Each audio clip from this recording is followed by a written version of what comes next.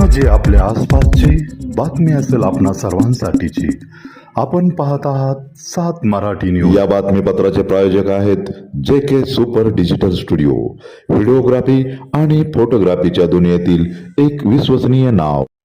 आणि इलेक्ट्रॉनिक माध्यमांच्या प्रतिनिधींना माझा नमस्कार. जिल्हा परिषद व पंचायत समिती निवडणुका संदर्भात आजची ही पत्रकार परिषद इथे राज्य निवडणूक आयोगामार्फत आयोजित करण्यात आलेली आहे. आपल्याला माहीतच आहे की माननीय सर्वोच्च न्यायालयाच्या निर्णयानुसार ज्या जिल्हा परिषद आणि पंचायत समितीमध्ये 50% पेक्षा कमी आरक्षण आहे अशा जिल्हा परिषद पंचायत समिती निवडणुका लावण्यासंदर्भात माननीय सर्वोच्च न्यायालयाने निर्देश दिले आणि त्याच्या अनुषंगाने 12 जिल्हा परिषद आणि 125 पंचायत समितीमध्ये निवडणूक घेण्यासंदर्भात आजची ही पत्रकार परिषद आहे. ज्या जिल्हा परिषदांमध्ये या निवडणुका होत आहेत ते जिल्हे आहेत कोकण विभागातील रायगड, रत्नागिरी, सिंधुदुर्ग. पुणे विभागातील पुणे, सातारा, सांगली, कोल्हापूर, सोलापूर. छत्रपती संभाजीनगर विभागातील छत्रपती संभाजीनगर, परभणी, धाराशिव व लातूर अशा या 12 जिल्हा परिषद आहेत. या निवडणुकामध्ये प्रत्येक मतदाराला 2 मते देणे आवश्यक आहे. यामध्ये 1 मत त्याला जिल्हा परिषद निवडणूक विभागाचे द्यावं लागेल आणि 1 मत पंचायत समिती निर्वाचक गणासाठी द्यावं लागेल. या निवडणुकीमध्ये नामनिर्देशन प्रक्रिया ही ऑफलाईन पद्धतीने राबविण्यात येणार आहे. विविध राजकीय पक्ष आणि उमेदवार यांच्या मागणीनुसार नामनिर्देशन पत्र प्रक्रिया ही महानगरपालिकेच्या निवडणुकीसारखीच जिल्हा परिषद पंचायत समिती निवडणुकीमध्ये सुद्धा ही प्रक्रिया ऑफलाईन राबवण्यात येणार आहे.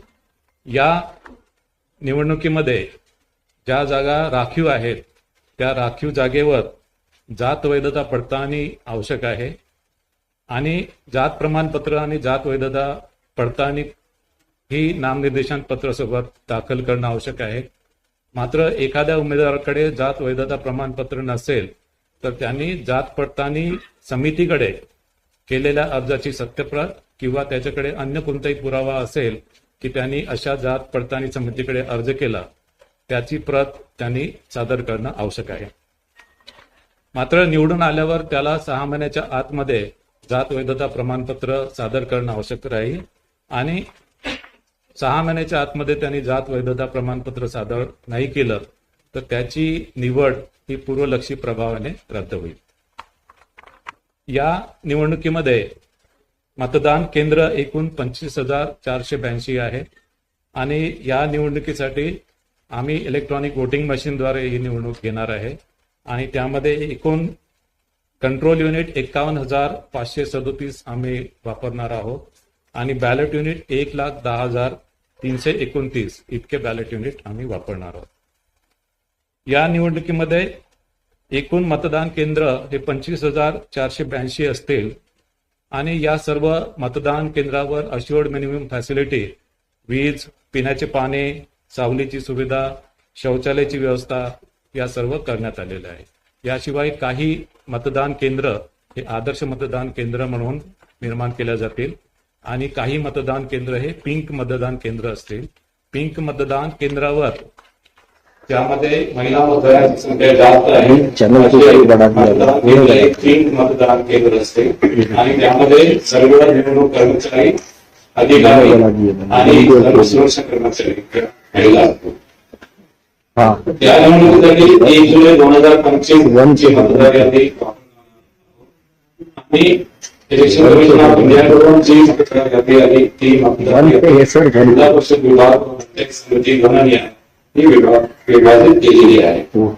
3 महिना 2025 मध्ये अंतिम मतदार यादी झालेली आहे आणि 27 महिना 2025 रोजी मतदान केंद्र नियम मतदार यादी ही प्रसिद्ध झालेली आहे.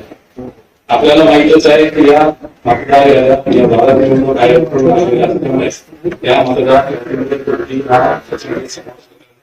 किंवा कोणतेही नाव याच्यामधून वगळणे ही राज्य निवडणूक आयोगाच्या कार्यकक्षेत येत नाही. यामध्ये दुबार मतदार आम्ही टूलद्वारे आयडेंटिफाय केलेले आहेत आणि दुबार मतदारासंदर्भात योग्य ती कार्यवाही आमच्या ज्या मार्गदर्शक सूचना आहेत त्याप्रमाणे रिटर्निंग ऑफिसर आणि जिल्हाधिकारी हे करतील. याशिवाय मतदाराला त्याचं नाव, प्रभाग क्रमांक आणि त्याचं मतदान केंद्र शोधण्यासाठी मताधिकार मोबाईल ॲप विकसित केलेलं आहे. हे मताधिकार मोबाईल ॲप सध्या अँड्रॉइड सिस्टीमवर उपलब्ध आहे आणि या अनुषंगाने मतदाराला त्याचा जो निवडणूक विभाग आहे आणि जो पंचायत समिती गण आहे हा त्याला शोधता येईल आणि त्याशिवाय त्याचं मतदान केंद्र सुद्धा त्यामध्ये त्याला शोधता येईल.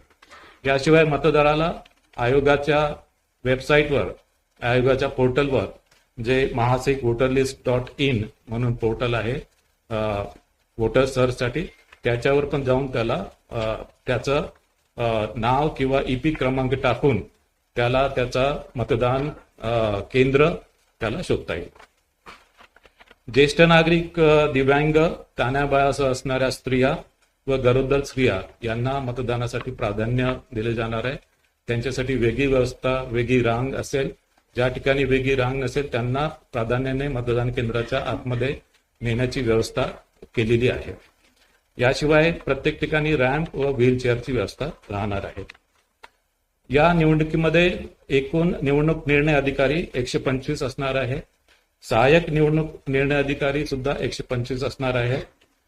एकूण निवडणूक अधिकारी कर्मचारी 1,28,000 यामध्ये असणार आहेत. निवडणूक अधिकारी आणि कर्मचारी पुरवण्यासाठी विभागीय आयुक्त आणि जिल्हाधिकारी यांना निर्देश देण्यात आलेले आहे. प्रत्येक स्थानिक स्वराज्य संस्थांसाठी जे अधिनियम बनलेले आहेत त्या अधिनियमामध्ये प्रचार समाप्तीनंतर जाहिरातींना बंदी यावर वेगवेगळी तरतूद आहे.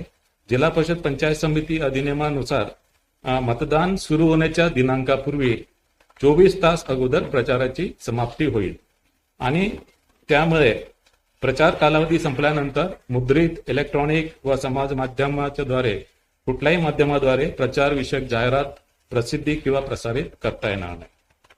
याशिवाय 2 प्रकारच्या माध्यम प्रसारण सहनियंत्रण समित्या असतील. यामध्ये जिल्हा स्तरावर जिल्हाधिकारी यांच्या अध्यक्षतेखाली जिल्हास्तरीय माध्यम सहनियंत्रण समिती असेल. राज्य स्तरावर राज्य निवडणूक आयोगाच्या सचिवांच्या अध्यक्षतेखाली माध्यम प्रमाणन व सहनियंत्रण समिती असेल. यामध्ये इलेक्ट्रॉनिक माध्यमांसाठीच्या प्रस्तावित जाहिरातीचे पूर्वप्रमाणन ही मुख्य जबाबदारी या समितीकडे असेल. याशिवाय पेड न्यूज संदर्भात तक्रारी, चौकशी ही सुद्धा जबाबदारी त्यांच्याकडे असेल. ही निवडणूक घोषित झाल्यानंतर संबंधित जिल्हा परिषद पंचायत समिती क्षेत्रात आचारसंहिता लागू झालेली आहे. जरी या संबंधित जिल्हा परिषद पंचायत समितीमध्ये आचारसंहिता जरी असेल तरी या क्षेत्राच्या बाहेर इतर क्षेत्रात जर अशा संबंधित जिल्हा परिषद पंचायत समितीच्या मतदारांवर प्रभाव टाकणारी कुठली घटना किंवा कुठला कार्यक्रम घेता येणार. या निवडणुकीमध्ये निवडणूक खर्चावर जी मर्यादा आहे यामध्ये 3 स्लॅब्स केलेले आहेत. ज्या जिल्हा परिषदमध्ये 71 ते 75 निवडणूक विभाग आहेत त्यामध्ये जिल्हा परिषदसाठी 9 लाख, पंचायत समितीसाठी 6 लाख. ज्या जिल्हा परिषदमध्ये 61 ते 70 निवडणूक विभाग आहेत त्यामध्ये जिल्हा परिषदसाठी 7.5 लाख, पंचायत समितीसाठी 5.25 लाख. ज्या जिल्हा परिषदमध्ये 50 ते 60 निवडणूक विभाग आहेत त्यामध्ये जिल्हा परिषदसाठी 6 लाख आणि पंचायत समितीसाठी 4.5 लाख अशा प्रकारे निवडणूक खर्चाची मर्यादा आहे. या निवडणुकीमध्ये एकूण मतदान केंद्र हे 25,482 आहे जे मी आधीच सांगितलेलं आहे. एकूण मतदार 2.09 कोटी आहेत. एकूण पुरुष मतदार 1.07 कोटी आहेत. एकूण स्त्री मतदार 1.02 कोटी आहेत आणि इतर मतदार हे 473 आहेत. या निवडणुकीमध्ये एकूण मतदान केंद्र 25,482 आहेत. एकूण मतदार 2.09 कोटी आहेत. एकूण पुरुष मतदार 1.07 कोटी आहेत. एकूण स्त्री मतदार 1.02 कोटी आहेत आणि एकूण इतर मतदार 473 आहेत. ज्या जागांसाठी निवडणूक घ्यायची आहे त्यामध्ये 12 जिल्हा परिषदमध्ये एकूण 731 निवडणूक विभाग आहेत. म्हणजे 731 जिल्हा परिषद सदस्य निवडून द्यायचे आहेत. त्यामध्ये महिलांसाठी 369 जागा आहेत, अनुसूचित जातीसाठी 83 जागा आहेत, अनुसूचित जमातीसाठी 25 जागा आहेत आणि नागरिकांचा मागास प्रवर्ग यासाठी 191 जागा आहेत. ज्या पंचायत समिती जागांसाठी ही निवडणूक आहे त्या एकूण पंचायत समिती आहे 125 आणि एकूण जागा म्हणजे एकूण पंचायत समिती सदस्य 1462 निवडून द्यायचे आहेत. ज्यामध्ये महिलांसाठी 731 जागा आहेत, अनुसूचित जातीसाठी 166 जागा आहेत, अनुसूचित जमातीसाठी 38 जागा आहेत, नागरिकांचा मागास प्रवर्गासाठी 342 जागा आहेत. यानंतर मी हा निवडणुकीचा कार्यक्रम घोषित करतो आहे. जिल्हा परिषद व पंचायत समिती 12 जिल्हा परिषद आणि 125 पंचायत समितींचा निवडणुकांचा कार्यक्रम. जिल्हाधिकाऱ्यांकडून निवडणूक कार्यक्रमाच्या सूचनेची प्रसिद्धी 16 जानेवारी 2026. नामनिर्देशन पत्र स्वीकारणे. नामनिर्देशन पत्र स्वीकारणे 16 जानेवारी 2026 ते 21 जानेवारी 2026. नामनिर्देशन पत्राची छाननी. नामनिर्देशन पत्राची छाननी 22 जानेवारी 2026. उमेदवारी माघारीची अंतिम मुदत. उमेदवारी माघारीची अंतिम मुदत 27 जानेवारी 2026. उमेदवारी माघारीची अंतिम मुदत 27 जानेवारी 2026 दुपारी 3 वाजेपर्यंत. अंतिम उमेदवाराची यादी व निवडणूक चिन्ह वाटप. अंतिम उमेदवारांची यादी व निवडणूक चिन्ह वाटप 27 जानेवारी 2026 दुपारी 3:30 नंतर. अंतिम उमेदवारांची यादी व निवडणूक चिन्ह वाटप 27 जानेवारी 2026 दुपारी 3:30 वाजेनंतर. अंतिम उमेदवाराची यादी. अंतिम उमेदवारांची यादी 27 जानेवारी 2026. मतदानाचा दिनांक 5 फेब्रुवारी 2026 सकाळी 7:30 ते सायंकाळी 5:30 वाजेपर्यंत. मतदानाचा दिनांक 5 फेब्रुवारी 2026 सकाळी 7:30 ते सायंकाळी 5:30 वाजेपर्यंत. मतमोजणीचा दिनांक. मतमोजणीचा दिनांक 7 फेब्रुवारी 2026 सकाळी 10 वाजेपासून. मतमोजणीचा दिनांक 7 फेब्रुवारी 2026 सकाळी 10 वाजेपासून. आता हा निवडणुकीचा कार्यक्रम मी हिंदीमध्ये घोषित करत आहे.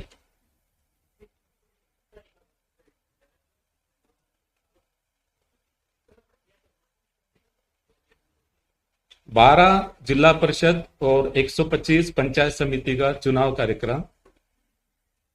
जिलाधिकारी द्वारा चुनाव कार्यक्रम की सूचना का प्रकाशन 16 जनवरी 2026.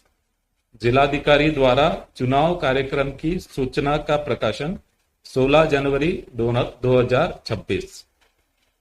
नामांकन पत्र स्वीकार करना. नामांकन पत्र स्वीकार करना 16 जनवरी 2026 से 21 जनवरी 2026 सुबह 11 बजे से दोपहर 3 बजे तक. नामांकन पत्र स्वीकार करना 16 जनवरी 2026 से 21 जनवरी 2026 सुबह 11 बजे से दोपहर 3 बजे तक. नामांकन पत्रों की जांच. नामांकन पत्रों की जांच 22 जनवरी 2026 सुबह 11 बजे से. नामांकन पत्रों की जांच 22 जनवरी 2026 सुबह 11 बजे से. उम्मीदवारी वापस लेने की अंतिम तिथि. उम्मीदवारी वापस लेने की अंतिम तिथि 27 जनवरी 2026 दोपहर 3 बजे तक। उम्मीदवारी वापस लेने की अंतिम तिथि 27 जनवरी 2026 दोपहर 3 बजे तक। अंतिम उम्मीदवारों की सूची और चुनाव चिन्ह आवंटन। अंतिम उम्मीदवारों की सूची और चुनाव चिन्ह आवंटन 27 जनवरी 2026 दोपहर 3:30 बजे के बाद। अंतिम उम्मीदवारों की सूची और चुनाव चिन्ह आवंटन 27 जनवरी 2026 दोपहर 3:30 बजे के बाद। अंतिम उम्मीदवारों की सूची। अंतिम उम्मीदवारों की सूची 27 जनवरी 2026। अंतिम उम्मीदवारों की सूची 27 जनवरी 2026। मतदान की तिथि। मतदान की तिथि 5 फरवरी 2026। मतदान की तिथि 5 फरवरी 2026 सुबह 7:30 बजे से शाम 5:30 बजे तक। मतदान की तिथि 5 फरवरी 2026 सुबह 7:30 बजे से शाम 5:30 बजे तक। मतगणना की तिथि। मतगणना की तिथि 7 फरवरी 2026 सुबह 10 बजे से। मतगणना की तिथि 7 फरवरी 2026 सुबह 10 बजे से। और इसके बाद मैं ये चुनाव कार्यक्रम इंग्लिश में घोषित करता हूं।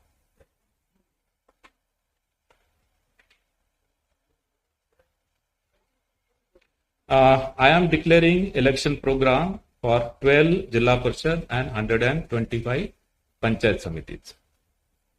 Publication of notice of election program by the district collector 16th January 2026.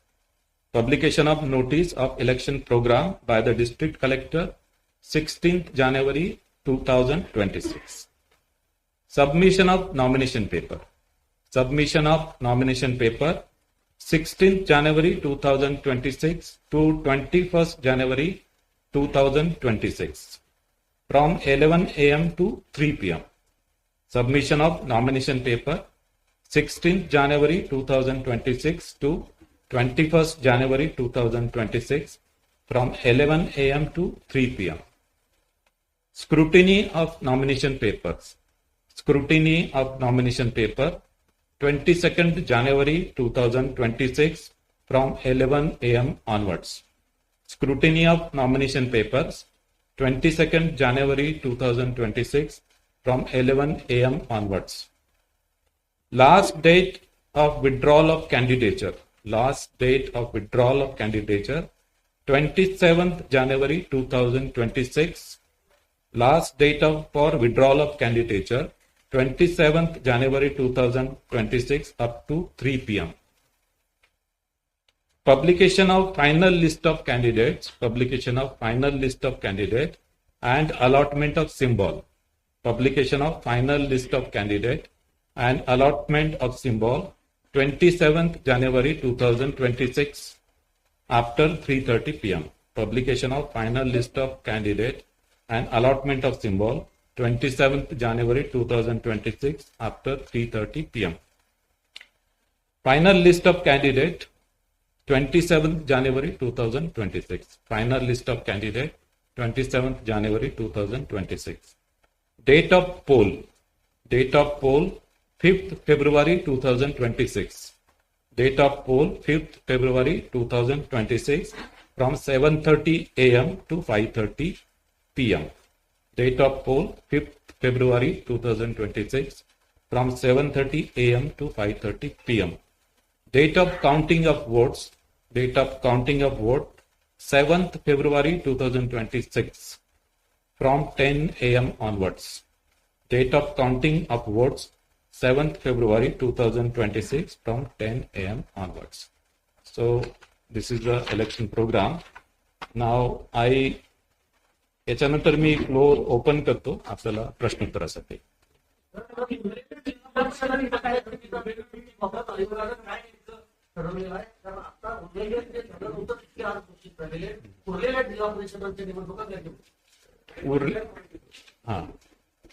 यामध्ये आता मी 12 जिल्हा परिषद आणि 125 पंचायत समित्यांची निवडणूक जाहीर केलेली आहे.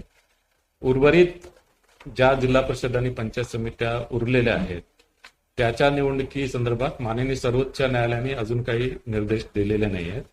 माननीय सर्वोच्च न्यायालयाने ज्यावेळेस निर्देश दिले त्यानुसार त्या निवडणुका घेतल्या जातील. 15 फेब्रुवारीला मुदत दिली झाली. ड्रॉ काढण्याच्या अगोदर आपल्या आदेशानुसार जिल्हाधिकारी व पंचायत समिती इथे काढले जातात. मग इथे न्यायालयापर्यंत हे प्रकरण जाण्यापेक्षा आपण ड्रॉ काढण्याचे पुन्हा आदेश टाकते. नाही, तसे मला अधिकार नाही आहे, कारण की माननीय सर्वोच्च न्यायालयाकडे जवळपास 35 ते 40 यामध्ये पिटिशन आहे आणि या सर्वांवर एकत्रितरित्या माननीय सर्वोच्च न्यायालयाकडे सुनावणी आहे. आता पुढची डेट 21 जानेवारी आहे. माननीय सर्वोच्च न्यायालय जे काही या संदर्भात निर्देश देतील त्याप्रमाणे कार्यवाही करावी लागेल. तर या उदाहरणासारख्या ठिकाणी जो प्रॉब्लेम झाला की तुम्ही पैसे भरले होते आणि उमेदवाराचं म्हणणं होतं की पैसे घेऊन आम्हाला कॅन्डिडेट करता नाही आले कारण उमेदवारी मिळाली नाही. अशाच पद्धतीची अडचण या निवडणुकांमध्ये सुद्धा या संदर्भात आपण काही एक्स्ट्रा काळजी घेणार. यामध्ये ऍक्च्युली जे निवडणूक निर्णय अधिकारी आहे यांना खूप क्लिअर सूचना आहेत आणि जे निवडणूक निर्णय अधिकारी यांच्या हँडबुकमध्ये जे निर्देश दिलेले आहेत या हँडबुकमध्ये दिलेल्या निर्देशाचे त्यांनी तंतोतंत पालन जर केले आणि तसेच उमेदवारांना पण आम्ही सूचना देणार आहोत. याशिवाय राजकीय पक्षांची सभा सुद्धा मी उद्या बोलवली आहे. त्यांना सुद्धा जी प्रक्रिया आहे नामनिर्देशनची प्रक्रिया पुन्हा एकदा त्यामध्ये आम्ही त्यांना सांगणार आहे की कशा प्रकारे नामनिर्देशनची प्रक्रिया आहे, यामध्ये कुठल्या कुठल्या काळजी घ्यायला पाहिजे, कुठले प्रिकॉशन्स घ्यायला पाहिजे, हे सर्व त्यांना उद्या आम्ही सांगणार आहोत. त्यांचं म्हणणं होतं की परिसराच्या आतमध्ये येऊन आम्ही करून सुद्धा आमचं नाम निर्देशन पत्र स्वीकारलं गेलं नाही. नाही, हे बघा, याच्यामध्ये नामनिर्देशन पत्र स्वीकारण्याची जी प्रक्रिया आहे अर्धन्यायिक स्वरूपाची प्रक्रिया आहे. ही ऍक्च्युली निवडणूक निर्णय अधिकारी यांचे त्यामध्ये अधिकार आहे आणि याशिवाय यामध्ये राज्य निवडणूक आयोगाला त्यांनी घेतलेला जो निर्णय आहे त्याच्यामध्ये इंटरफेअर आम्हाला त्याच्यामध्ये करता येत नाही. यामध्ये जर कोणाला यामध्ये याच्या विरुद्ध जर त्यांना दाद मागायची असेल तर मग हायकोर्टमध्ये रिट पिटिशन हा एक भाग आहे किंवा निवडणूक संपल्यानंतर इलेक्शन पिटिशन सुद्धा दाखल करता येतं. आता या कुलाबाच्या केसमध्ये आम्ही महापालिका आयुक्त यांचा अहवाल मागितला आणि महापालिका आयुक्त यांच्या अहवालामध्ये जे काही निवडणूक निर्णय अधिकारी यांनी कार्यवाही केलेली आहे ती ऍक्च्युली कायद्यानुसारच कार्यवाही केलेली आहे आणि इव्हन व्हिडिओ फुटेज सुद्धा आम्ही बघितले आणि या व्हिडिओ फुटेजमध्ये त्यांनी ऍक्च्युली 5 वाजेपर्यंत टाइम होता. 5 वाजण्याच्या आधी त्यांनी 2-3 वेळा 10 मिनिटं आधी 2-3 वेळा त्यांनी पुकारणी केली आणि पुकारणी केल्यानंतर त्यांनी दालनाचे दरवाजे बंद केले. तर यामध्ये ऍक्च्युली प्रायमा फेशी प्रथम दर्शनी असं काही त्याच्यामध्ये निवडणूक निर्णय अधिकारी यांची चूक दिसून येत नाही.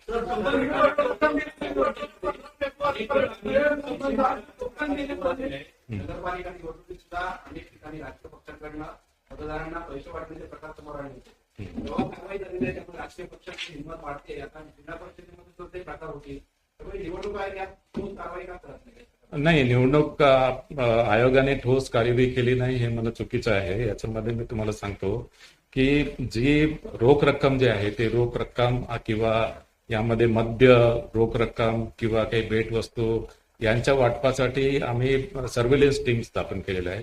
त्या स्टॅटिक सर्व्हेलन्स टीम प्रत्येक नाक्यानाक्यावर स्टॅटिक सर्व्हेलन्स टीम आहे, फ्लाइंग स्क्वॉड आहेत, व्हिडिओ सर्व्हेलन्स टीम आहे आणि या सर्व टीमच्या माध्यमाने प्रत्येक महापालिकेमध्ये मिनिमम 7 ते 8 नाके आणि तितक्याच प्रमाणामध्ये फ्लाइंग स्क्वॉड, तितक्याच प्रमाणामध्ये व्हिडिओ व्ह्युइंग टीम तिथे सर्व महापालिकेमध्ये स्थापित झालेले आहे.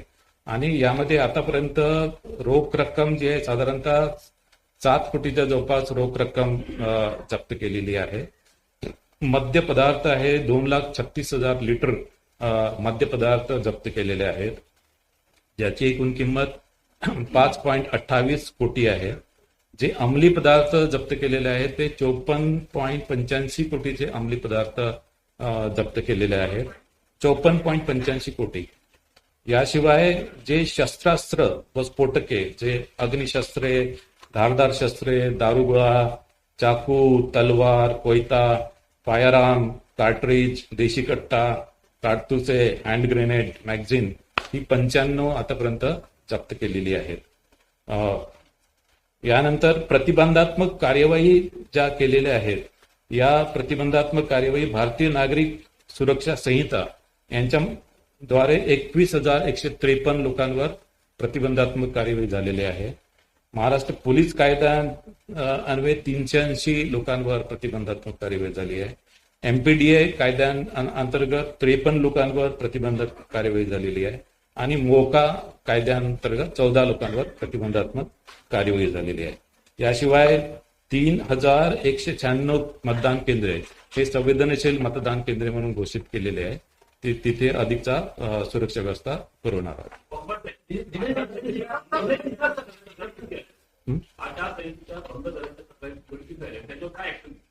नाही, आचारसंहिता भंगच्या तक्रारी ज्या आहेत त्यामध्ये एकूण तक्रारी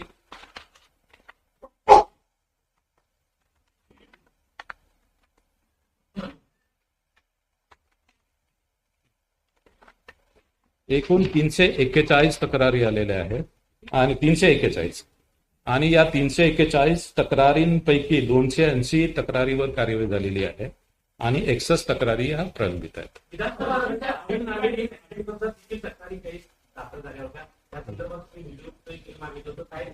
कुठल्या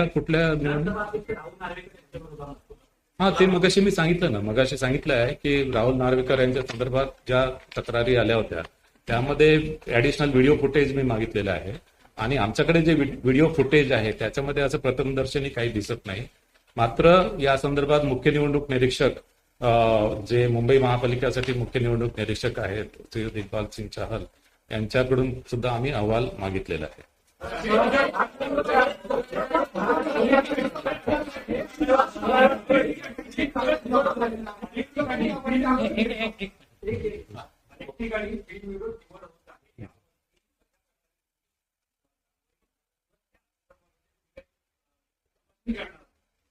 बिनविरोध जिथे जिथे निवडणूक होते तिथे राज्य निवडणूक आयोगांचे आदेश आहेत की जिथे बिनविरोध निवडणूक होत आहे तिथे आम्ही संबंधित महापालिका आयुक्तांकडून अहवाल मागितलेला आहे. हा अहवाल 4 गोष्टीवर आहे. एक तर बिनविरोध निवडणूक मध्ये जो उमेदवार बिनविरोध झालेला आहे त्या उमेदवारांनी इतर उमेदवारांवर काही दबाव आणला का, नंबर 1. यामध्ये त्या निवडणुकीमध्ये माघारी घेतलेले उमेदवार आहेत त्यांच्यावर काही आमिष दाखवलं का, नंबर 2. याच्यामध्ये काही पोलीस कंप्लेंट झाली होती का, नंबर 3. आणि याच्यामध्ये काही तक्रार आहे का, आणि विशेष करून ज्या उमेदवारांनी माघार घेतली त्या उमेदवारांनी स्वखुशीने माघार घेतली आहे का. या पॉइंटवर आम्ही रिपोर्ट महापालिका आयुक्तांकडून मागितलेला आहे आणि हा रिपोर्ट आल्यानंतर बिनविरोध निवडीच्या संदर्भात आम्ही याच्यामध्ये निर्णय देणार आहोत.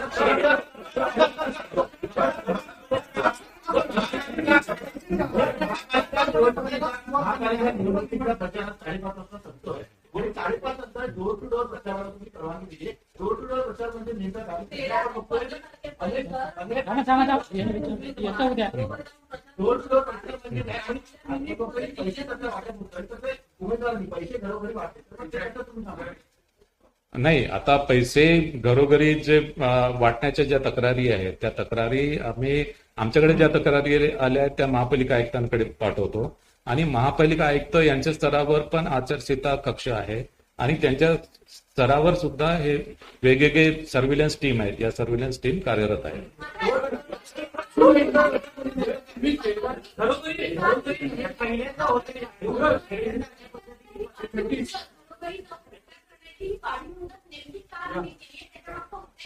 नाही, बघा, प्रचारासाठी जी मुदत आहे ती 48 आवर्स बिफोर, 48 तासाच्या अगोदर प्रचार हा समाप्त होतो. 48 तासाच्या म्हणजे आता बेसिकली 15 तारखेला निवडणूक आहे आणि त्याच्यामुळे 13 तारखेला 5:30 नंतर हा प्रचार करता येणार नाही.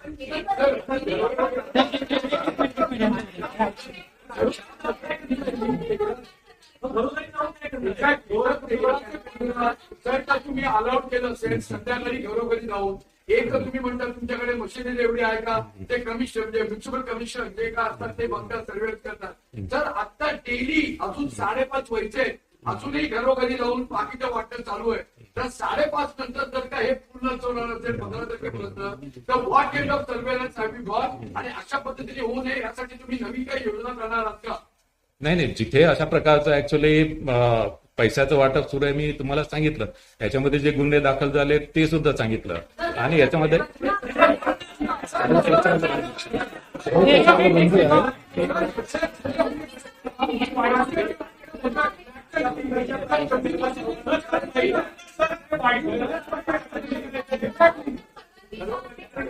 जी 5:30 ची मुदत आहे 5:30 ची जी मुदत आहे 5:30 नंतर प्रचार करता येणार नाही ती मुदत जाहीर प्रचाराच्या संदर्भात आहे.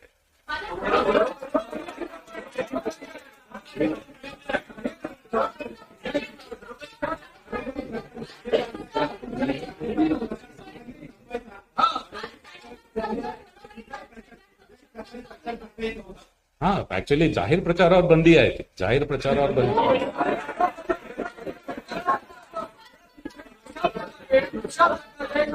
जाऊन आम्ही तरी पहिल्यांदा बघतोय मी आता बघत असाल तर अशा प्रकारे घरोघरी जाऊन आम्ही ऑल्सो एनकरेजिंग की जे नाही असं कुठे होत असेल तर आम्ही कार्यवाही करू.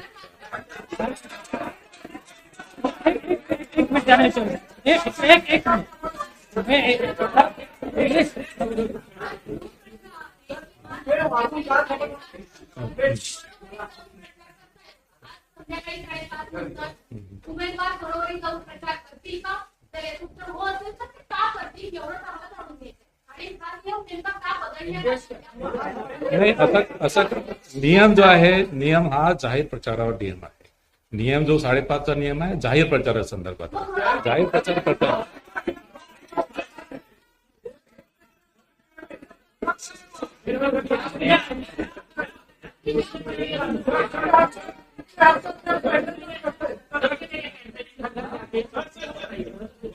नाही जे नियम जे आहे ते नियम जाहीर प्रचारावर नियम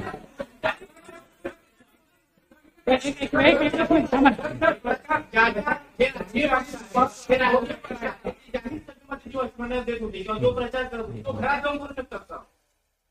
नाही मी तुम्हाला सांगितलं की जे प्रतिबंध आहे ते जाहीर प्रचारावर प्रतिबंध आहे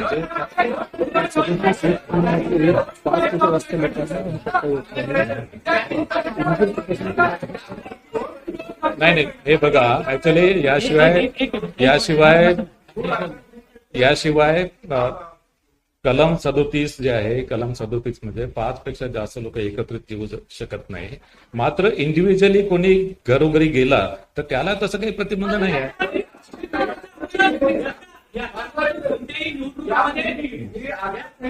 त्यामध्ये एक्झॅक्टली अपेक्षा काय जाहीर प्रचार बंद व्हावा ही अपेक्षा आहे की लोकांनी एकमेकांना भेटूच नाही ही अपेक्षा लोकांनी एकमेकांना भेटू नये ही अपेक्षा नाहीच आहे जाहीर प्रचारावर बंदी आहे याशिवाय 5 पेक्षा जास्त लोक एकत्र येऊ शकत नाही. तर आता पुढचा प्रश्न घ्या.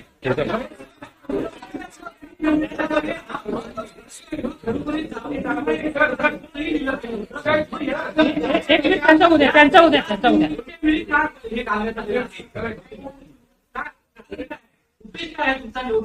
नाही आमचा ऍक्च्युली नियम क्लिअर आहे नियम हाच आहे की ऍक्च्युली जाहीर प्रचारावर बंदी आहे आणि 5 इंडिव्हिज्युअली जाऊ शकतो ना वैयक्तिकरित्या जाऊ शकतो.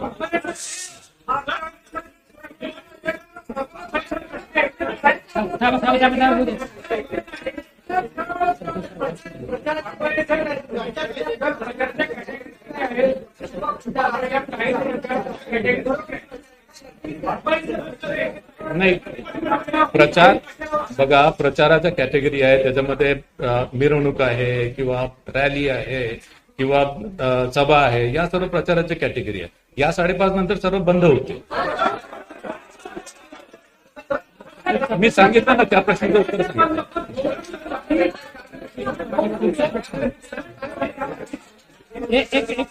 एक मिनिट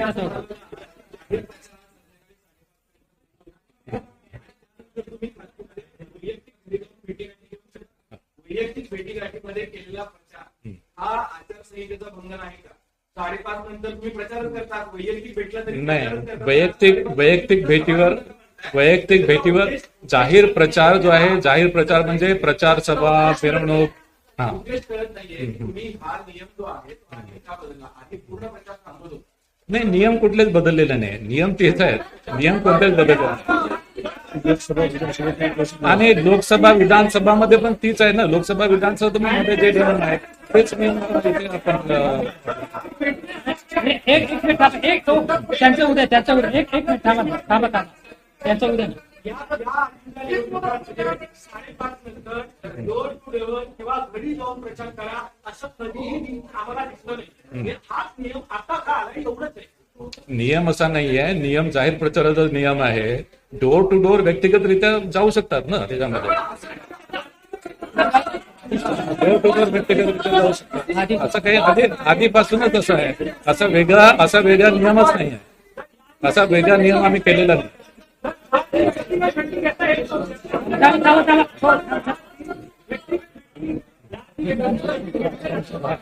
ठीक आहे. नाही, आता या प्रश्नाचं उत्तर मी दिलं आहे. दुसरा प्रश्न विचार. या संदर्भात आम्ही वेगळे एक प्रेस नोट तुम्हाला देऊ. प्रेस नोट तुम्हाला देऊ. तुम्ही जाऊन उमेदवारीला पैसे वाटप केले तर तुम्ही काय नाही, पैसे वाटप करणे हा गुन्हा आहे. जिथे कुठे पैसे वाटप होत असतील असे प्रकार आढळले आम्ही कारवाई करतो.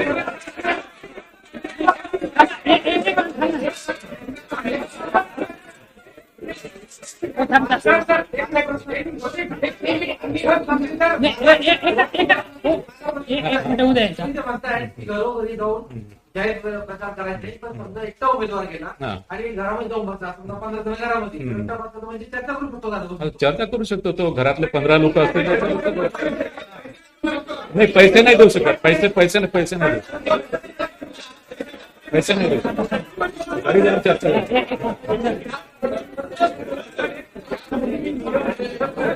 एक मिनिट.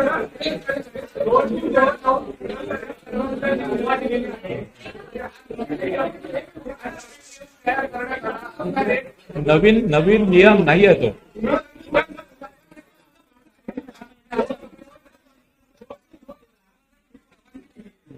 समजा एखादा उमेदवार तुमची भंगाच्या तक्रारी आहेत किंवा त्याच्यावरती नजर ठेवण्याची यंत्रणा आहे, किती यंत्रणा तुमच्याकडे उपलब्ध आहे? नाही, हे बघा, ऍक्च्युली डोर टू डोर गेला, 5 पेक्षा जास्त लोक गेले तर तो भंग आहे. पण तो तर गुन्हा आहेच ना. तो गुन्हा आहे. तसं कोणी निदर्शनास आणून दिलं तर आम्ही कारवाई करूच.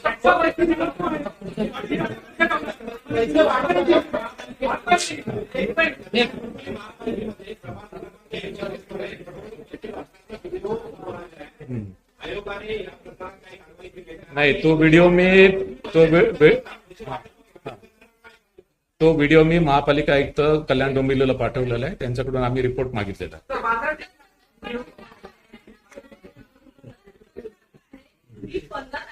परवानगी दिली कशी काय? 15 तारखेपर्यंत परवानगी कशी काय मिळते? तर आज 5:30 पर्यंतची वेळ आहे, 5 पर्यंतची वेळ आहे. 13 ते 15 मध्ये परवानगी कशी काय मिळते?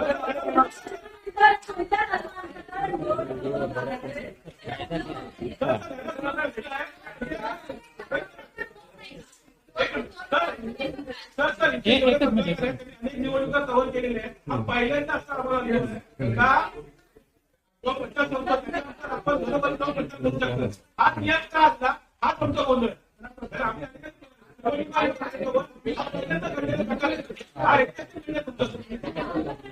नाही, यामध्ये बघा, यामध्ये जो नियम आहे महाराष्ट्र महानगरपालिका अधिनियमाच्या कलम 14(4) द्वारे राज्य निवडणूक आयोगास बृहन्मुंबई वगळता अन्य सर्व महापालिका निवडणुका संदर्भात समर्थ करणाऱ्या तरतुदीन्वये प्राप्त अधिकारानुसार आयोगास आदेश निर्गमित करण्याचे अधिकार आहे. आणि यामध्ये मुंबई महापालिका अधिनियमान्वये कोणत्याही व्यक्तीला एखाद्या मतदान क्षेत्रातील कोणत्याही निवडणुकीतील मतदान समाप्तीच्या 48 तास अगोदर ज्या मतदान क्षेत्रात सार्वजनिक सभा भरवता येणार नाही किंवा तिला हजर राहता नाही, हा नियम आहे. सभा हा नियम सभेच्या संदर्भात.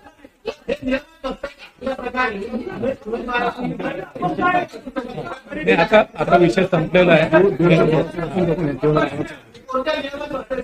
शिवाय 2012चा मी आदेश वाचून दाखवतो. 2012 एक माझं ऐकून घ्या ना, माझं ऐकून घ्या. राज्य निवडणूक आयोगाने वितरित केलेल्या आचारसंहितेबाबतच्या पुस्तिकेमध्ये असलेल्या प्रश्नावलीतील प्रश्न क्रमांक 13 वर जाहीर प्रचाराचा कालावधी संपल्यानंतर इलेक्ट्रॉनिक मीडियाद्वारे प्रचारावर बंदी राहील आणि SMS चा देखील समावेश राहील असे नमूद आहे. तथापि सदर सूचनेमध्ये जाहीर प्रचार बंदीनंतर उमेदवाराने घरोघरी जाऊन प्रचार करणे या संदर्भात कोणतीही स्पष्टता नाही आहे. जाहीर प्रचार कालावधी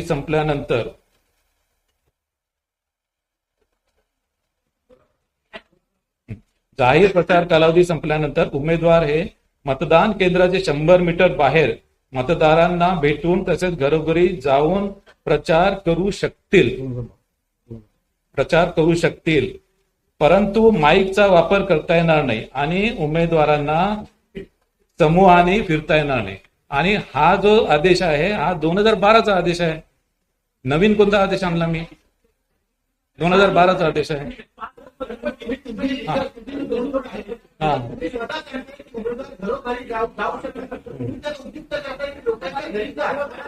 हे बघा 2012 पासून स्टँडिंग ऑर्डर आहे आणि लोकसभा विधानसभेच्या इलेक्शन मध्ये पण असंच असतं.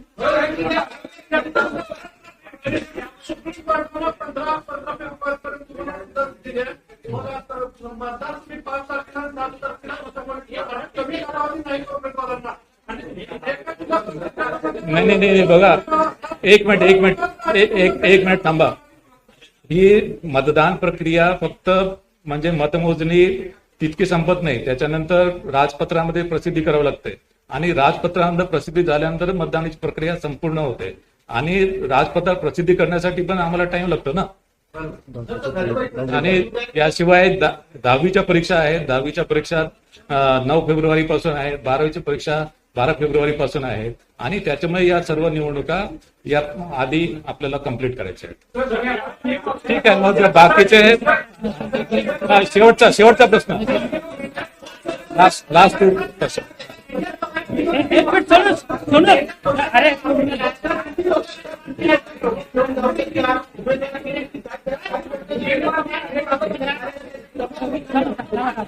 जमाबंदीचा नियम 5% कमी असतील. नाही हे बघा किती लोक न्यायचे याच्यावर पण आहे. जमाबंदीचा जो नियम आहे 5 पेक्षा जास्त लोकांना सोबत घेऊन जातो.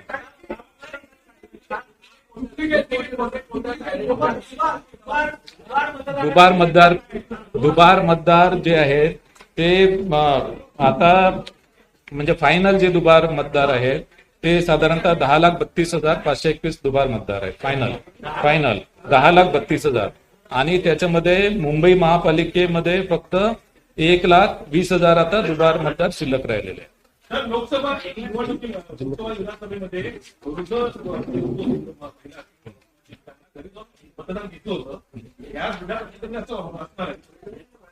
जिल्हा परिषद निवडणुकीमध्ये अशी तरतूद नाहीये, कायद्यामध्ये तरतूद नाहीये.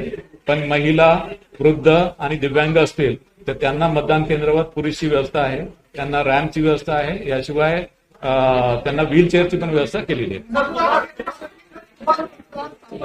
ठीक आहे.